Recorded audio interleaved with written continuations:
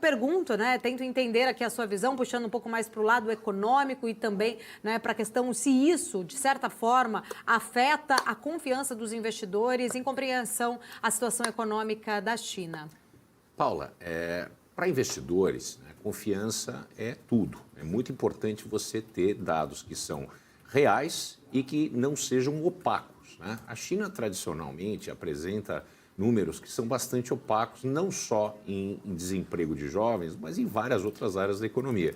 Isso preocupa. Obviamente, não é o ambiente mais transparente do ponto de vista de análise de números. E a gente precisa de números reais para que a gente possa fazer projeções, para saber onde vamos aportar os recursos. Então, obviamente, isso não é desejável e diminui a credibilidade dos dados da China e, obviamente, do governo, né?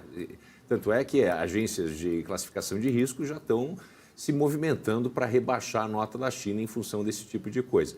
Essa opacidade coloca a China do lado, por exemplo, do Putin, né? A Rússia, que está no meio de uma guerra, maquiando o número de reservas e outras coisas para que a gente não tenha acesso, uma vez que é um país altamente sancionado, né? O país mais sancionado do mundo.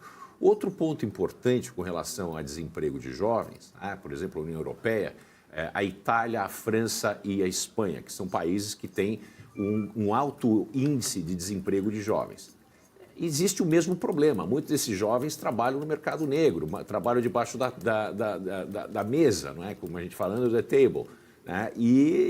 Mas continuam num estado de desemprego. Quer dizer, o fato de estudar ou não estudar e trabalhar no mercado negro não quer dizer que essa pessoa não pode ser listada e que a gente tem um número para aproximação, porque os números são sempre aproximação.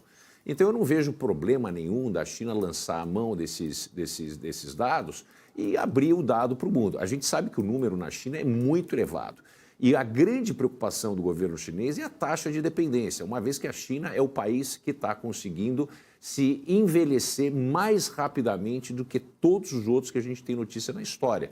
E as pessoas na China têm uma alta longevidade e ficam dependentes das pessoas que estão no mercado de trabalho hoje. Com essa queda no número de empregados, pessoas que são os graduates, pessoas que fizeram faculdade, etc., ou pessoas jovens que estão buscando emprego e não encontram, esse número é importante ser revelado para a gente saber como é que está a questão estrutural, principalmente das pensões na China.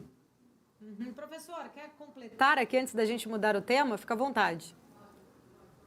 Só contradizer, então, algumas coisas que eu estava pensando aqui, não é? Em primeiro lugar, eu acho que a gente tem que levar em consideração de que, se nós levarmos em consideração as agências de risco e aquele histórico que elas têm com relação à avaliação, se nós voltarmos a 2008 e nós virmos o estrago que foi feito, né, pelo erro enorme que essas empresas de avaliação fizeram, eu acho que o mundo deveria mesmo estar reconsiderando a credibilidade que dá a elas, em alguns casos, e não podemos esquecer que recentemente até houve aí uma reavaliação com relação aos Estados Unidos. Mas a questão de números é sempre muito complexa também, né? Eu sempre comento o seguinte: alguém conhece o número de pessoas que foram, número de mortos da guerra da Ucrânia ou por parte da Ucrânia?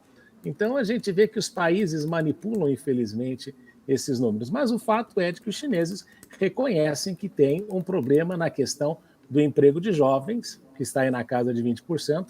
Na China é muito grande, não é? Mas eu também não teria esta preocupação que o mundo inteiro tem falado com relação ao envelhecimento da população chinesa, porque a gente fala assim, tem muita gente e toda essa história, mas se você olhar para todos os lugares do mundo, o envelhecimento é grande, como acontece no Brasil também, né? E nós corremos muito mais o risco, no caso brasileiro, de ficarmos velhos antes de ficarmos ricos. E no caso chinês, essa situação parece ter sido um pouco mais revertida à medida que a renda per capita do país tem subido e com a perspectiva de chegar a 20, 25 mil dólares nos próximos anos. E também a gente não pode esquecer de um fato importante, que até mesmo os japoneses que enfrentam esse problema, ao invés de absorverem mais mão de obra através de imigração, optaram claramente pela automação.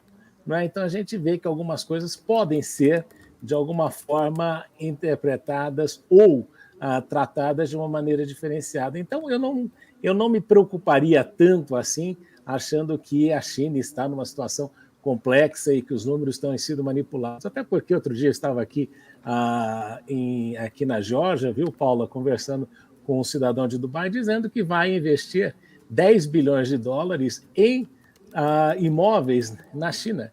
E eu perguntei para ele, mas essa situação não o preocupa? Ele olhou para a minha cara e falou, você já pensou nos múltiplos chineses? Não tem nenhuma economia no mundo que hoje em dia consiga ter os mesmos múltiplos que os chineses. Então, eu acho que, sim, existe uma questão aí de transparência que é importante ser enfatizada, mas eu não acho que é isso que vai entornar todo o caldo do processo de desenvolvimento econômico da China nos próximos anos. Eu queria só trazer aqui vocês dois para um outro tema, mas eu tenho um minutinho para cada um para falar, mas não posso deixar de ouvir a opinião de vocês também, em relação ao anúncio de congelamento de preços de combustíveis lá na Argentina. Queria entender também, né, a visão de vocês dois sobre isso. Vou começar com o professor Marcos Vinícius, por favor.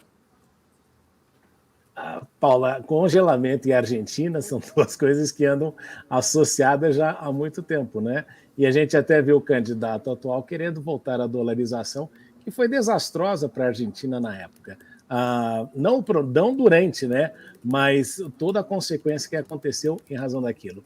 Eu me lembro que durante o processo de dolarização da economia argentina, o presidente Menem era apresentado ao mundo como o grande solucionador da questão inflacionária argentina e se namorou muito com a ideia de uma dolarização não só da Argentina, mas de todo o continente americano, não é? Inclusive de toda a América Latina. O próprio Banco Interamericano de Desenvolvimento, na época, fazia muitos estudos nesse sentido, e aí muita gente flertou com a ideia. Felizmente, isso passou porque não se levava em consideração as situações domésticas, a inflação doméstica, tudo isso nesse processo.